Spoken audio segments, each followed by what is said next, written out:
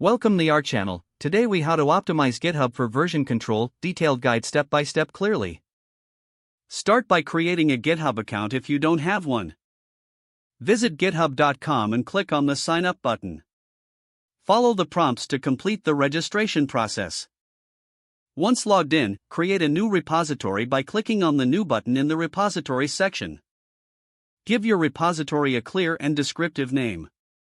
Add a brief description of your project to provide context. Choose the visibility of your repository, public or private.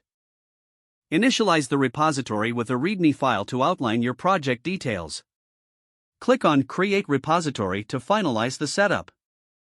Now, install Git on your local machine if you haven't done so already. Visit git-scm.com and download the installer for your operating system. Follow the installation instructions specific to your OS. Open a terminal or command prompt to configure your Git settings. Set your username by typing git config global user. Name your name. Set your email by typing git config global user. Email your -email at example.com. Navigate to your project directory using the command line. Use the command git init to initialize a Git repository in that directory. Create or add your project files to this directory. Run git add. To stage all changes for the first commit. Commit the changes with a message using git commit m initial commit. To link your local repository to GitHub, type git remote add origin https://github.com/your-username/your-repository.git.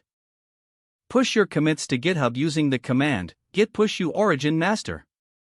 To optimize collaboration, create branches for different features or fixes.